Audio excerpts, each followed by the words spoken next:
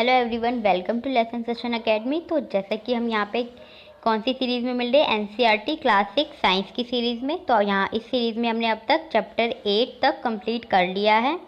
अब यहाँ पे हम न्यू चैप्टर शुरू करने जा रहे हैं जिसका टाइटल है living organism, characteristics and habitats.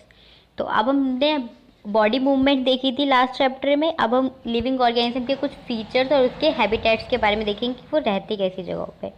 तो सबसे पहले अगर हमें लिविंग ऑर्गेनिज्म देखना है तो आप अपने सराउंडिंग्स में देखिए। जैसे कि इस पिक्चर में आपको दिखाया जा रहा है कि आपको अपने सराउंडिंग्स में देखना है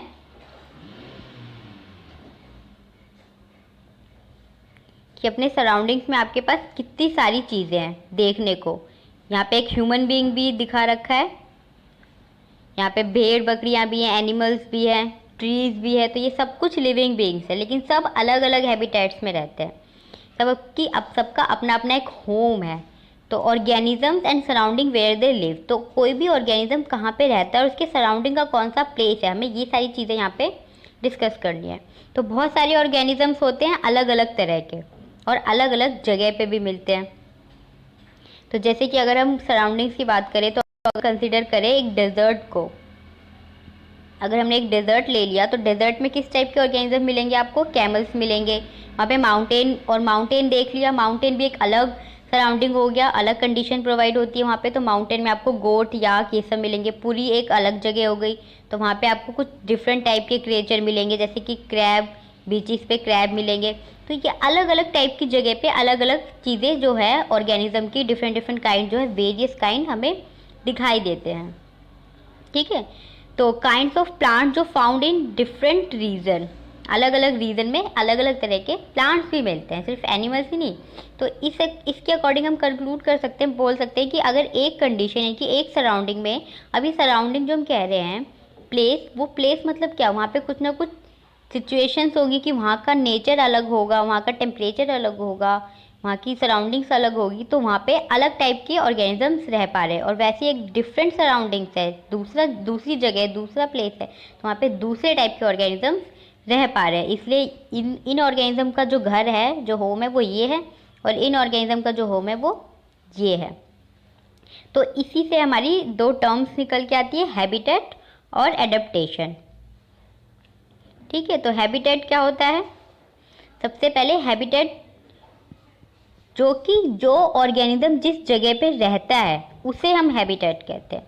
तो अगर हम एग्जाम्पल देखें इन द सी, तो अगर हमें सी का एग्जाम्पल लेना है जिसमें प्लांट और एनिमल्स जो है सराउंडेड बाय सेलाइन वाटर, तो ये उसके हैबिटेट की कंडीशन है कि वहाँ पे उन्हें सी में रहना है। और सी में कैसा वाटर होता है? सेलाइन वाटर होता है, जिसमें नमक ज़्यादा होता है। तो उनको उसके अकॉर्डिंग ही वहाँ पे एडेप्ट होना पड़ेगा, कुछ फीचर्स लाने पड़ेंगे अपनी बॉडी में जिसके वजह से वो वहाँ पे रह सके।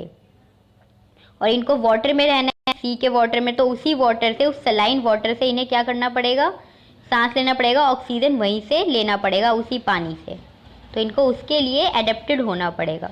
There is very little water available in the desert. अब एक दूसरा सराउंडिंग हो गया, दूसरा प्लेस, ये सी था जिसमें बहुत सारा पानी था, तो उसके अकॉर्डिंग रह रहे थे। अब एक दूसरा सराउंडिंग हो गया डेजर्ट, और डेजर्ट में क्या होता है? बहुत ही कम पानी होता है। तो वहाँ पे जो ऑर्गेनिज्म रहेंगे वो उसके अकॉर्डिंग होंगे, कम पानी यूज़ करके ही वो सर्वाइव कर लेंगे।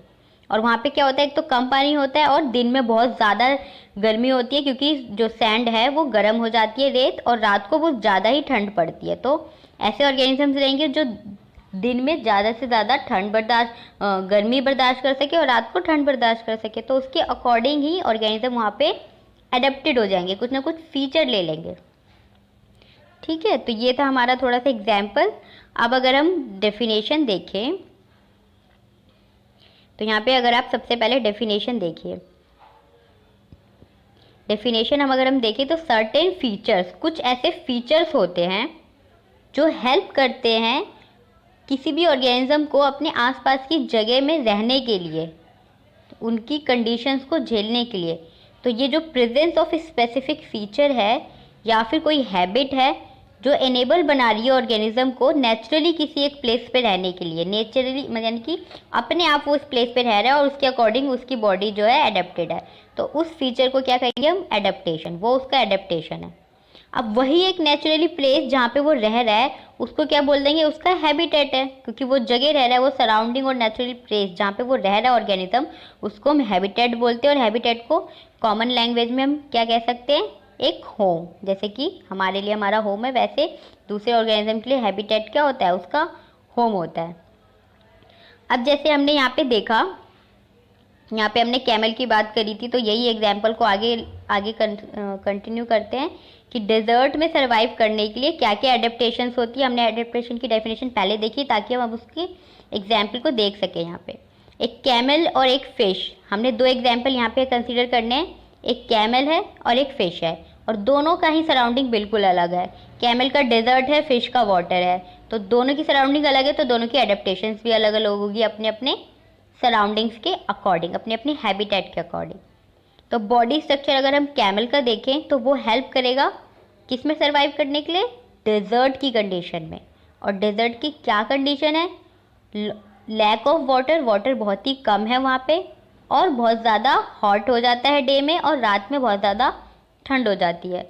तो उसके अकॉर्डिंग क्या क्या एडेप्टेशन है, कैमल्स हैव लॉन्ग लेग्स, उसके पास बहुत लंबी लंबी टांगे होती है, और वो किस लिए होती है, ताकि वो हेल्प करे। यहाँ पे आप डायग्राम में देख सकते हैं कि कैमल के बाद बहुत ही लॉन्ग लेग्स है, जिससे उसकी जो पूरी बॉडी है, मेन पार्ट है, वो सैंड से बहुत ही डिस्टेंस मेंटेन करे, ताकि सैंड के से जो हीट निकल रही है, क्योंकि दिन में क्या है बहुत ही गर्म है, तो बहुत जो हीट निकल रही है उससे दूर रहे, इसलिए उसके पास लंबी लंबी टांगे हैं, लॉन्ग लेग्स है। ये एक एडेप्टेशन कैमल का डेजर्ट कंडीशंस में रहने के लिए, ठीक है। तो और दे excrete small amount of urine, अब उन वहाँ पे पानी की भी कमी है, तो वो सारे ऐसे काम करेंगे जिसमें कम से कम पानी यूज़ हो। तो यूरिन जब एक्सीड करेंगे तो कम से कम यूरिन एक्सीड करेंगे, क्योंकि ज़्यादा करेंगे तो लॉस ऑफ वाटर हो जाएगा। उनका जो डंग होता है वो भी बहुत ही सूखा होता है, ड्राई होता है, और वो स्वेट भी नहीं करते, पसीने भी नहीं निकलते, क्योंकि उसमें भी वाटर लॉस होता है। तो since camel lose very little water, तो कम से कम पानी वो बॉडी से बाहर सिक्रेट करता है, और दे कैन लिव, और विदाउट वाटर भी बहुत दिन रह सकता है। तो ये तो आपने बचपन में पढ़ा होगा कि कैमल के पास एक स्ट्रक्चर होता है, and they excrete small amount of urine, तो कम से कम यूरिन भी एक्सक्रीट करेंगे, क्योंकि वहाँ पे पानी की कमी है, तो सारे ऐसे काम करेंगे जिससे पानी कम से कम बॉडी से बाहर जाए। और उनका डंग जो होता है वो भी बहुत ड्राई होता है, स्वेट भी नहीं होता, ताकि वाटर लॉस कम हो। तो कैमल कम से कम पानी एक्सक्रीट करते हैं, और विदाउट पानी के भी बहुत दिन रह सकते हैं। तो इसके लिए आपने बचपन में पढ़ा होगा कि कैमल के पास एक ऐसा स्ट्रक्चर होता है जिसे हम कूबड़ बोलते हैं, जिसके अंदर वो वाटर स्टोर करने की कैपेसिटी होती है, जिससे वो बहुत दिनों तक बिना पानी के भी रह सकते हैं। तो ये थी कैमल की एडेप्टेशंस डेजर्ट में। अब अगर हम नेक्स्ट देखें फिशेस की, तो they are so many kind of fishes, fish के बहुत अलग अलग टाइप होते हैं, आपको देखना, और सबको पानी में ही रहना है, तो सबकी फिर भी एडेप्टेशन अलग अलग होते हैं, क्योंकि सबकी कोई सॉल्टी वाटर में रहता है, कोई फ्रेश वाटर में रहता है। तो लेकिन कुछ ना कुछ कॉमन कंडीशंस भी होगी, कॉमन एडेप्टेशन भी होगी, क्योंकि सबको पानी में रहना है। तो all the one show hair steam line shape, तो सारी फिशेस की बॉडी में जो होता है स्टीम लाइन शेप होता है, यानी कि उनके सेंटर में एक लाइन टाइप की बॉडी होती है, जिस इस लाइन जो होती है स्टीम लाइन, ये इनको हेल्प करती है डायरेक्शन बताने में कि पानी में कैसे मूव करना है, किस डायरेक्शन में चलना है। तो ये स्टीम लाइन शेप जो ये सारी फिशेस में होता है, और ये कॉमन होता है, क्योंकि सबको पानी में ही मूव करना है। दिस शेप जो है has move inside the water. और फिश के पास दूसरा एडेप्टेशन क्या है, उनकी बॉडी पे स्लिपरी स्केल्स होते हैं, छोटे छोटे स्केल्स होते हैं, वो स्लिपरी होते हैं, ताकि वो वाटर ईजिली मूव कर जाए उनकी बॉडी से, कुछ भी फंसे ना पानी में, ठीक है। दीज स्केल, और ये स्केल्स प्रोटेक्ट भी करते हैं फिश को, and also help easy movement through water, ठीक है। तो ये सब हम पहले डिस्कस कर चुके हैं चैप्टर 8 में भी। तो फिश के पास फिन्स भी होते हैं, फ्लैट फिन्स भी होते हैं, और टेल भी होती है। टेल हमने देखा था, टेल से कैसे कर्व मूवमेंट बना सकते हैं वो, तो उसके टेल जो है मूवमेंट में बहुत ज़्यादा हेल्प करती है। अब पानी में हमें अगर सर्वाइव करना हो तो हमें ऑक्सीजन की तो ज़रूरत सब सारे लिविंग बींग्स को होती है, तो फिश को भी है। तो फिश में जो ऑक्सीजन है वो कहाँ है, पानी में घुला हुआ है, पानी में घुला हुआ है, तो उसके लिए उन्हें कौन से ऑर्गन की ज़रूरत पड़ती है, गिल्स की। तो गिल्स वो ऑर्गन है जो पानी में से ऑक्सीजन को निकाल के बॉडी में लेता है, ठीक है। तो जो भी पानी में ऑर्गेनिज्म रहेंगे उनके मोस्टली के पास, जो पानी में सांस लेंगे उनके पास गिल्स नाम का जो ऑर्गन है वो प्रेजेंट होगा। तो हमने यहाँ तक देख लिया हैबिटेट और एडेप्टेशन की डेफिनेशन भी देख ली आपने, फिश भी देख ली। अब यहाँ पे आपको फिश का डायग्राम दिख रहा होगा जिसके अंदर सबके अंदर स्ट्रीमलाइन शेप है। अब हमें देखना है कि हैबिटेट कितने टाइप के होते हैं। तो वैसे तो बहुत सारे टाइप के होते हैं बहुत सारी जगह, लेकिन ब्रॉडली अगर हम हैबिटेट को डिवाइड करें तो हम दो टाइप के हैबिटेट हो सकते हैं। एक वो हैबिटेट जहाँ पे लैंड पे रहेंगे सारे ऑर्गेनिज्म, एक वो हैबिटेट जहाँ पे वाटर में रहेंगे।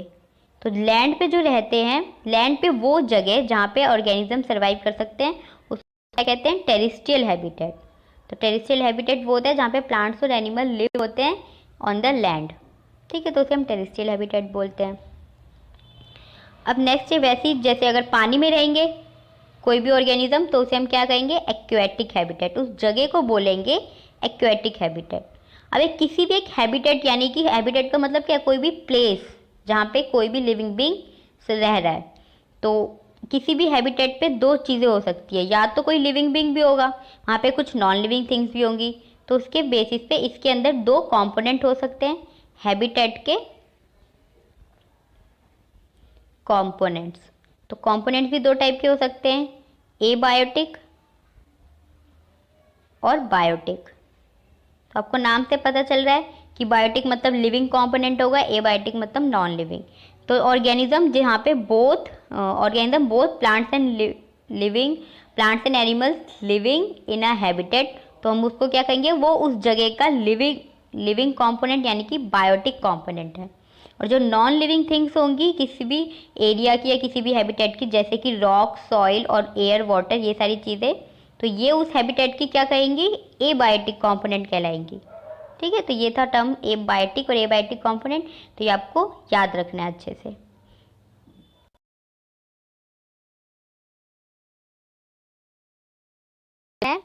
कुछ सीड्स लेने हैं मूंग के या फिर चना के सीड्स, और उसको ड्राई सीड्स को कलेक्ट करना है और फिर उसको गीला करके और साइड में रख देना है। फिर उसके बाद क्या करना है, उन सीड को चार पार्ट्स में डिवाइड करने हैं, जो हमने सोक सीड किए हैं, जो हमने गीले किए हैं सीड को, उसको चार पार्ट्स में डिवाइड करना है और सबको अलग अलग सिचुएशन प्रोवाइड करनी है। एक तरह से एक पार्ट को हमने वाटर के अंदर सबमर्ज करके रख देना है, बिल्कुल नीचे डाउन, जैसे कि वाटर है तो वाटर के बिल्कुल नीचे जाके सीड को रख देना है। और कुछ और अलग एक कुछ दूसरे पार्ट के जो सीड्स है उसे हमें सनी रूम में रख देना है, ऐसे रूम में जहाँ पे लाइट आ रही है। और कुछ ऐसे सीड्स भी होने चाहिए, एक पार्ट को हमें क्या करना है, ऐसी जगह रख देना जहाँ पे कंप्लीटली डार्क रीजन है, जहाँ पे कोई सनलाइट नहीं आ रही है, ठीक है। और कुछ और जो लास्ट पार्ट है उसको हमें क्या करना है, कोल्ड सराउंडिंग में रख देना जहाँ पे बहुत ही ठंड हो रही हो। तो चार टाइप के हमने सीड्स मतलब चार सीड्स के कलेक्शन किए और चारों को हमने अलग अलग सिचुएशन प्रोवाइड करी। एक को हमने क्या किया, वाटर में रख दिया सबसे नीचे, और एक को हमने लाइट में रखा सनी रीजन में, और एक को हमने डार्क में रखा, ये डार्क वाला है, ये सनी वाला है, और ये वाटर में सबमर्ज है, और ये लास्ट वाला जो सराउंडिंग है वो कोल्ड सराउंडिंग में। तो क्या इसके अंदर जब हम कुछ दिन बाद देखेंगे तो क्या सारे सीड्स में सेम टाइप की जर्मिनेशन होगी, क्या सब में सेम लेंथ का या सेम इस तरीके से इसमें ग्रोथ होगी, रूट्स निकलेंगी, या फिर ऐसा भी हो सकता है कि किसी के अंदर जर्मिनेशन ही ना हो, या फिर बहुत कम जर्मिनेशन होगा, या फिर प्रॉपर अच्छे तरीके से। जब आप इसको करके देखेंगे इस एक्टिविटी को तो आपको पता चलेगा कि जो डार्क वाला है इसके अंदर तो कुछ हुआ ही नहीं होगा, क्योंकि यहाँ पे लाइट ही नहीं है, जो कि प्लांट्स के लिए बहुत इंपॉर्टेंट है। और यहाँ पे कोल्ड वाले में भी हो सकता है लेकिन बहुत कम भी हो सकता है। और यहाँ पे सॉइल नहीं मिलेगा वाटर में, तो यहाँ पे भी ग्रो नहीं करेगा अगर इसमें न्यूट्रिएंट नहीं होंगे। ये वाला प्रॉपर ग्रो करेगा क्योंकि ये सनलाइट में है। तो चार अलग अलग जगहों पे रखने से भी सेम प्लांट का क्या हो गया, अलग अलग ग्रोथ हो रहा है, यानी कि लिविंग बीइंग का अलग अलग ग्रोथ। तो इससे क्या पता चल रहा है कि क्या अफेक्ट कर रहा है एक लिविंग ऑर्गेनिजम्स को। यहाँ पे हम कह सकते हैं कि अभी हमने जो पढ़ा बायोटिक और एबायोटिक कंपोनेंट्स, तो बायोटिक में तो क्या हो गया, हमारे सीड्स हो गए। एबायोटिक में क्या हो गया, लाइट, वाटर जो हम प्रोवाइड कर रहे हैं, किसी को डार्क में रख रहे हैं, फिर कोल्ड में जो उनका टेम्परेचर जो है, ये सारे वेदर जो ये एबायोटिक कंपोनेंट में आते हैं।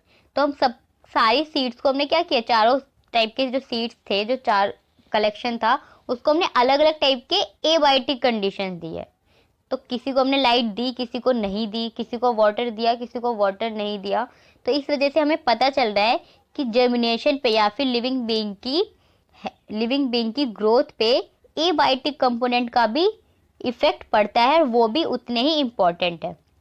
इसलिए कहते हैं adaptation does not take place in a short time. तो जो एडेप्टेशन है, क्योंकि एडेप्टेशन क्या है, ये भी कह सकते हैं कि अगर मान लो एक सीड है या फिर एक प्लांट है जो एक पर्टिकुलर जगह पर पाया जा रहा है, उसको हमने उठा के दूसरी जगह पे डाल दिया, तो ऐसा नहीं है कि वहाँ पे ग्रो नहीं करेगा, बिल्कुल ही कर सकता है, लेकिन वो बहुत टाइम लगाए, क्योंकि पहले वो इस सिचुएशन के अकॉर्डिंग एडेप्टेड था, फीचर्स जो थे उसके ऐसे सिचुएशन में रहने के लिए सुइटेबल थे। लेकिन अब इस सिचुएशन में हमने डाल दिया उसको ऐसे सराउंडिंग में, तो ऐसे सराउंडिंग में भी वो एडेप्ट होगा, लेकिन बहुत साल लग जाएंगे, मे बी वो पहले मर जाए, क्योंकि बहुत सारी, अगर मान लो एक सीड डालेंगे तो ऑब्वियसली ग्रो नहीं करेगा, लेकिन हमने हजारों सीड डाले तो हजारों सीड में से ऐसा हो सकता है कि 500 मर गए और 500 ने कुछ ऐसे फीचर एडेप्ट कर लिए जिससे वो इस सराउंडिंग में भी रहने के लिए सुइटेबल हो गए।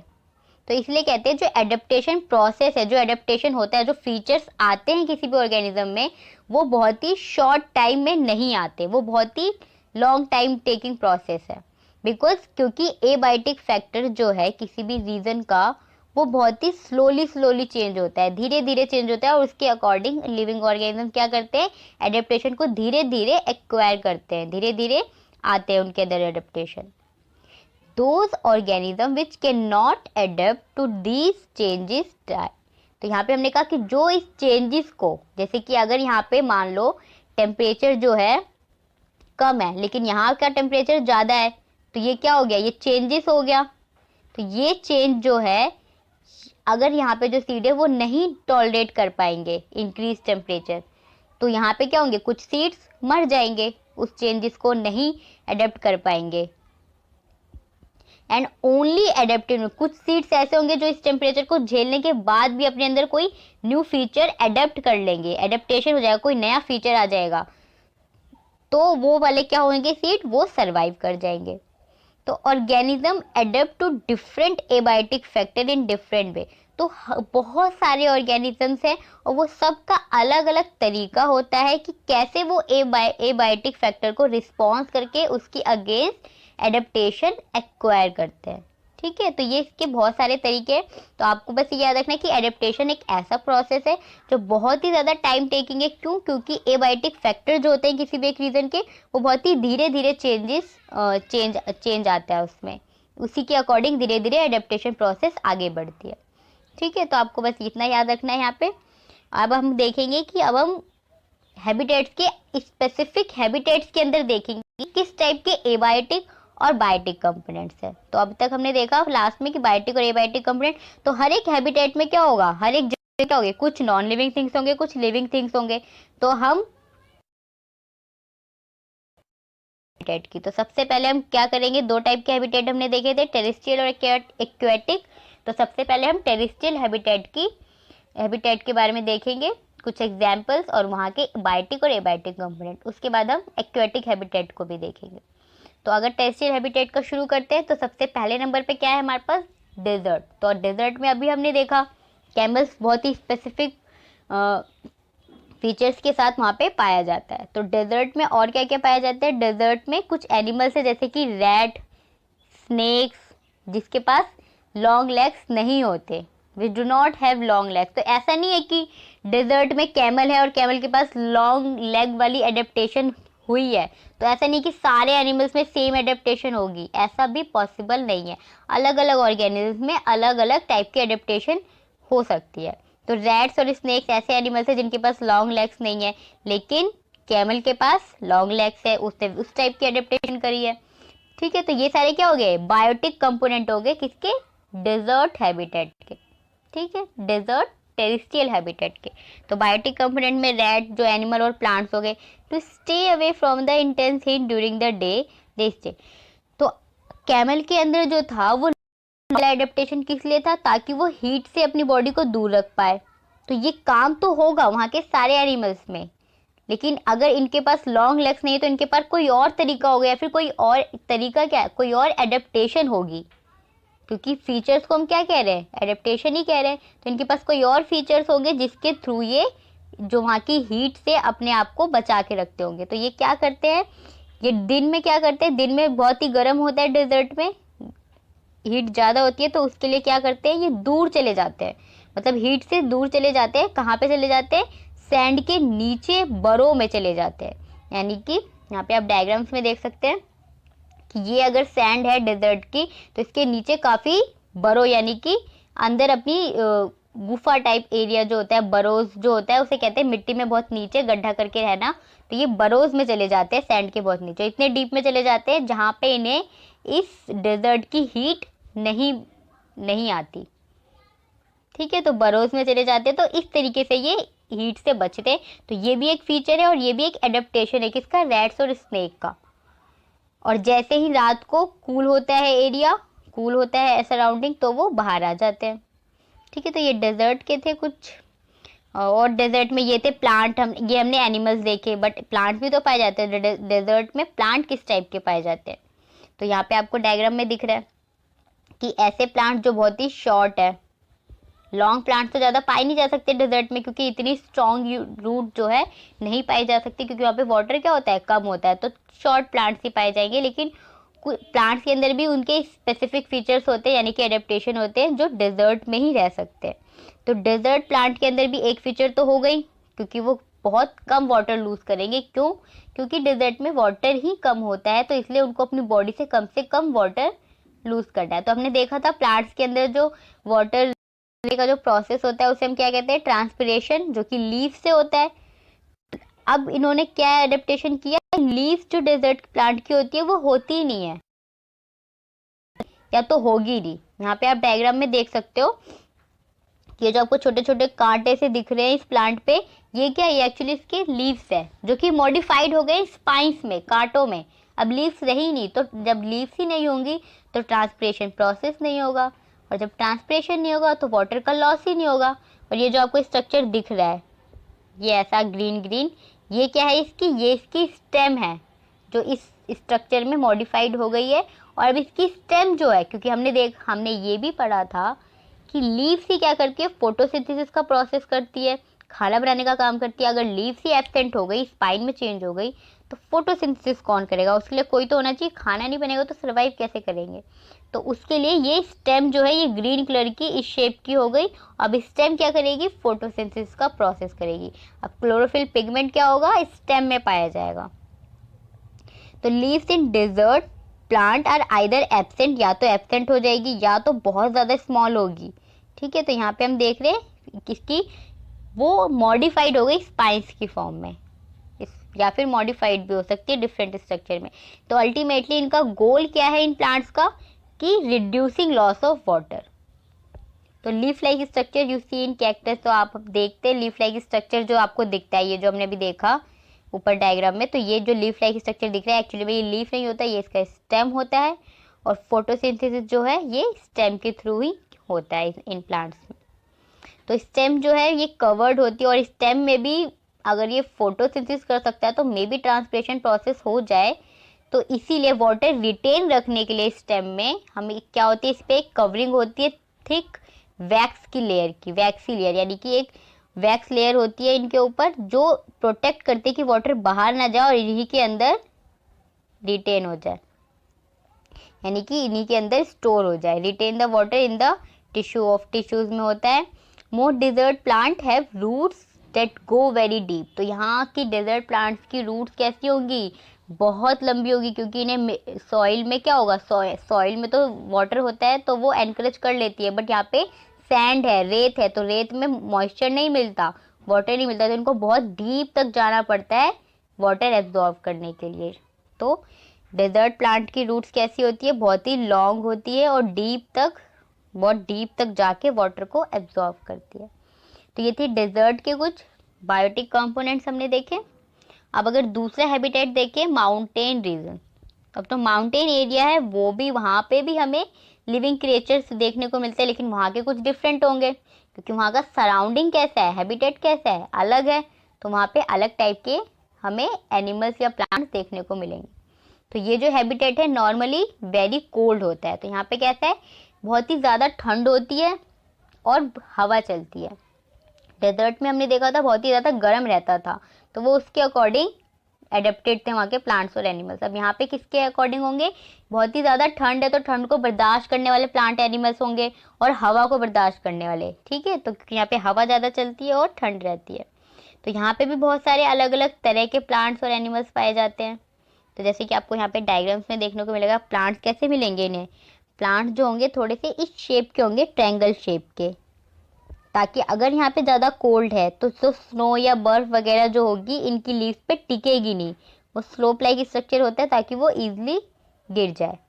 If you live in a mountain region you have visited one, तो जब अगर आपने माउंटेन रीजन पे गए हो तो आपने देखा होगा कि यहाँ पे इस टाइप की ट्रीज होती हैं। तो यहाँ की जो ट्रीज होती हैं हमने देखा नॉर्मली कोन शेप्ड की होती हैं, और उनके पास क्या होते हैं, स्लोपिंग ब्रांचेस होती है, यानी कि स्लोपिंग मतलब इस टाइप का कुछ स्ट्रक्चर बनता है ब्रांचेस में, जिसकी वजह से कोई भी चीज़ इसके ऊपर टिके ना, जैसे बर्फ़ आ गई या स्नो आ गया तो वो इसकी ईजिली यहाँ से स्लाइड ऑफ कर जाए, ठीक है। और लीफ जो होती है वो निडल लाइक होती हैं, और ये हेल्प करती है रेन वाटर एंड स्नो को स्लाइड ऑफ करने में। तो सबका काम यही है, निडल लाइक पे भी क्या होगा, अगर निडल लाइक है तो कोई भी चीज़ ईजिली यहाँ पे टिकेगी नहीं, वो जो भी आएगी जैसे ही गिर जाएगी, ठीक है। तो ये सारी एडेप्टेशन किस लिए, ताकि यहाँ पे कुछ भी वाटर जो है ज़्यादा देर के लिए रहे ना। तो ये थे प्लांट्स के एडेप्टेशन। अब अगर हम एनिमल्स को देखें तो एनिमल्स भी माउंटेन रीजन पे मिलते हैं अलग अलग तरह के, तो दे हैव इस, अब इनकी एडेप्टेशन क्या होगी एनिमल्स की, ये तो डायग्राम में आपको दिख रहा है कि हाँ ऐसा दिखेगा एनिमल्स, और ऐसा याक दिखेगा, याक होगा, बट इनकी एडेप्टेशन क्या होगी, दे हैव थिक स्किन और फर, तो इनके पास बहुत ही मोटी स्किन होगी, या फिर फर जो उनका आउटर स्किन है उसको फर भी कह सकते हैं, तो बहुत ही थिक होगी। क्यों, क्योंकि यहाँ का सराउंडिंग कैसे है, हमने देखा बहुत ही कोल्ड है, तो कोल्ड से बचने के लिए उनकी स्किन पे क्या होना चाहिए, बहुत ज़्यादा थिक स्किन होनी चाहिए, ताकि वो उनको ठंड ना लग सके, जो उनको प्रोटेक्ट करे ठंड से। फॉर एग्जाम्पल याक जो है हैव लॉन्ग हेयर, तो इनकी याक के शरीर पे क्या है, बहुत सारे बाल है जो उनको गर्माहट प्रोवाइड करते हैं, जो उनको ठंड लगने से बचाते हैं। और स्नो लेपर्ड, ये क्या है, स्नो लेपर्ड, तो इसके पास बहुत ही मोटी चर्बी है, ठीक है, फर है इसकी बॉडी पे जो इसको ठंड से बचाते हैं, यहाँ की ठंड से, ठीक है। तो ये और ये क्या है, ये भी माउंटेन पे पाया जाता है, ये माउंटेन की गोट है। आपने यहाँ पे देखी होगी नॉर्मली गोट कैसी होती है, और ये तो ये वहां के अकॉर्डिंग है।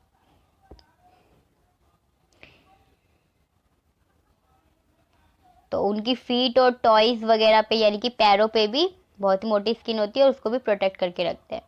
This protected feet and from the cold when it walks on the snow, तो जब वो स्नो पे चलती है, क्योंकि ये तो हमने बोला वहाँ पे ठंड है, उनकी मोटी चर्बी है, लेकिन उनकी फर की वजह से उनको पैरों में, पैर से तो उन्हें स्नो पे ही चलना है, तो उनके पैरों पे भी कुछ ना कुछ होता है, थिक फर और बहुत ही मोटी स्किन होती है जो उनको प्रोटेक्ट करती है, और वो एबल बनाती है स्नो के ऊपर चलने के लिए, ताकि वो उसके ऊपर चल सके। और माउंटेन गोट जो होती है हमने जो देखी, उनके पास बहुत ही स्ट्रॉन्ग हूफ्स होते हैं for running up the Rocky slope of the mountain, तो माउंटेन रीजन पे चलने के लिए या दौड़ने के लिए बहुत ही स्ट्रॉन्ग हूफ्स होते हैं, हूफ्स मतलब जो उनके पैरों का जो नीचे का एरिया होता है उसे हम हूफ्स बोलते हैं, ठीक है। तो ये था हमारा माउंट। तो नेक्स्ट हमारा टेरेस्ट्रियल हैबिटेट है, कौन सा, ग्रासलैंड का। तो ग्रासलैंड में अब क्या होंगी, मेजरली ग्रासेस पाई जाएंगी। तो यहाँ पे किस टाइप के एनिमल्स पाए जाएंगे, लायंस पाए जाते हैं, डियर्स पाए जाते हैं। यहाँ पे आपको दिख रहा है लायंस एंड डियर्स का डायग्राम दिया है, तो लायंस एंड डियर्स भी ऐसे हैबिटेट में ग्रासलैंड में क्यों पाए जाते हैं, उन यहाँ पे रहने के लिए भी इनके पास काफ़ी सारे फीचर्स होंगे जो कि एडेप्टेशन कहे जाते हैं। तो लायंस के पास क्या होते हैं, Lions have long clause in their front legs, तो उनके फ्रंट लेग्स में बहुत लंबे लंबे क्लॉज होते हैं जो कि निकाले जा सकते हैं टॉयज से बाहर, और ये किस लिए होता है, क्योंकि इन्हें प्रेडेटर को हंट करना होता है, तो ऑब्वियसली लॉन्ग क्लॉज इन्हें चाहिए होता है। अब इसके पास ऐसे क्या फीचर्स है जो ये ग्रासलैंड में रहने के लिए हेल्प करते हैं, इनके पास लाइट ब्राउन कलर होता है, इनका जो लायंस का लाइट ब्राउन कलर वो हेल्प करता है ताकि ये ग्रासलैंड में, जो ग्रासलैंड का कलर है थोड़ा आपको दिख रहा है ब्लूइश कलर का है, ग्रासेस हैं बट थोड़ा ब्लूइश कलर का भी है जो इसके स्किन कलर से मैच कर रहा है, जिससे ये हाइड हो जाते हैं, ऐसे एनवायरनमेंट में हाइड हो जाते हैं। लेकिन और इन्हें हाइड होने की ज़रूरत क्या है, जब ये अपने प्रे का पीछा कर रहे हो, जैसे कि डियर का, अगर ये डियर का पीछा कर रहे हैं खाने के लिए और इन्हें उससे छुपना है कि हाँ कि वो, ताकि ये प्रे को हंट कर सके, तो इसे छुपने की भी जरूरत पड़ती है, जिसमें इसका लाइट ब्राउन कलर जो है हेल्प करता है। अब जस्ट इसके ऑपोजिट एक डियर है, तो डियर को क्या कर रहा है, डियर एक तरह से प्रे है जिसको लायन जो है वो खाना चाहता है। तो लायन के यहाँ पे हमने पहले ही चैप्टर में ये भी डिस्कस कर रखा है आई थिंक, प्रे और प्रेडेटर का कॉन्सेप्ट। प्रेडेटर्स, तो जब एक लार्ज ऑर्गेनिज्म स्मॉल एनिमल्स को खाते हैं, लार्ज एनिमल्स स्मॉल एनिमल्स को खाते हैं, तो उसको हम प्रे एंड प्रेडेटर का रिलेशनशिप होता है। तो जो वो खा रहा है वो क्या होता है, वो प्रेडेटर होता है, और जिसको खा रहा है उसे हम क्या कहते हैं, प्रे बोलते हैं। तो प्रे यहाँ पे क्या है, डियर है, तो डियर जो है वो प्रे है और लायन जो है वो प्रेडेटर है। तो लायन, प्रे और प्रेडेटर के अकॉर्डिंग भी इनके फीचर्स होते हैं कुछ, जो हेल्प करते हैं प्रेडेटर को प्रेडेट करने में और प्रे को बचने में प्रेडेटर से। तो डियर जो है यहाँ पे वो प्रे का काम कर रहा है। तो प्रे क्या है, एक ये भी डियर एक अनदर एनिमल जो फॉरेस्ट और ये भी ग्रासलैंड में पाया जाता है। तो इनके पास क्या होते हैं, स्ट्रॉन्ग टीथ होते हैं, ताकि ये हार्ड प्लांट को खा सके, क्योंकि डियर तो प्लांट्स को ही खाता है, तो इसके अकॉर्डिंग भी इसकी अडेप्टेशन है। और डियर को ये भी ज़रूरत होती है कि वो प्रेडेटर की प्रेजेंस को फील कर सके, पता लगा सके कि हाँ मेरे आसपास कोई प्रेडेटर है या नहीं। तो इसके लिए इनके पास क्या होते हैं, लॉन्ग ईयर्स होते हैं, बहुत लंबे लंबे कान होते हैं, ताकि ये मूवमेंट्स को नोटिस कर सके, प्रेडेटर की मूवमेंट्स को। और इनके पास आईज भी होती है हेड के साइड में। आईज कहाँ होती है, हेड के साइड में, ताकि ये अपने चारों डायरेक्शन, ऑल डायरेक्शन में देख सके, और कहीं से भी खतरा मिले कि प्रेडेटर आया तो तुरंत ये स्पीड में भाग भी जाते हैं। स्पीड ऑफ द डियर जो है वो भी इन्हें बहुत हेल्प करती है, क्योंकि स्पीड जो है इनकी बहुत ही ज़्यादा फास्ट होती है प्रेडेटर से बचने। जो लायन है उसकी आईज जो है फ्रंट ऑफ लेग्स है, ताकि ये सिर्फ और सिर्फ प्रे को देख सके। लेकिन जो डियर की जो आईज है ये साइड में, ताकि चारों डायरेक्शन में देख सके कि प्रेडेटर आ कहाँ से रहा है। ठीक है, तो ये थे हमारे कुछ टेरेस्ट्रियल हैबिटेट। तो अब हम बाकी का जो है नेक्स्ट पार्ट में कंटिन्यू करेंगे, पार्ट 2 में। तो उसमें हम देखेंगे आके कुछ कुछ एक्वेटिक हैबिटेट्स भी देखेंगे। तो हमने यहाँ पे क्या क्या देखा, हमने सबसे पहले तो हमने अपने सराउंडिंग के बारे में देखा कि कैसे डिफरेंट डिफरेंट सराउंडिंग्स होती हैं, और उसके अलग अलग ऑर्गेनिज्म यानी कि लिविंग बींग्स पाए जाते हैं, बहुत सारे मैनी डिफरेंट वेज से, डिफरेंट सराउंडिंग में डिफरेंट वेज के लिविंग क्रिएचर्स पाए जाते हैं। फिर उसके बाद हमने देखा हैबिटेट को, देखा कि हैबिटेट एक्चुअली कहते हैं किसे हैं, किसी भी एक ऑर्गेनिज्म का होम को कहते हैं हम हैबिटेट। फिर उसके हैबिटेट में रहने के लिए सारे ऑर्गेनिज्म में क्या होते हैं, अलग अलग टाइप के फीचर्स होते हैं जो उसमें रहने के लिए हेल्प करते हैं, तो उसे हम क्या कहते हैं, एडेप्टेशन। फिर एडेप्टेशन के बाद हमने देखा कि हैबिटेट 2 टाइप के होते हैं, टेरेस्ट्रियल और एक्वेटिक। फिर हमने कुछ टेरेस्ट्रियल हैबिटेट्स देखे। फिर एडेप्टेशन को भी देखा कि एडेप्टेशन क्यों इम्पोर्टेंट है, और एडेप्टेशन बहुत ही टाइम टेकिंग प्रोसेस। तो ये सारी चीज़ें हमने देखी। फिर हमने टेरेस्ट्रियल हैबिटेट में डेजर्ट के बारे में देखा, ग्रासलैंड के बारे में देखा। ठीक है, तो अब हम नेक्स्ट पार्ट में जो है एक्वेटिक हैबिटेट के बारे में देखेंगे कि ये कौन कौन से एग्जाम्पल्स इसके और कैसे कैसे प्लांट्स और एनिमल्स पाए जा रहे हैं एक्वेटिक हैबिटेट्स में, और चैप्टर को आगे कंटिन्यू करेंगे। Okay, bye bye guys. अगर वीडियो पसंद आई हो तो को सब्सक्राइब कीजिए और वीडियो को अपने फ्रेंड्स के साथ शेयर कीजिए। Okay, thank you.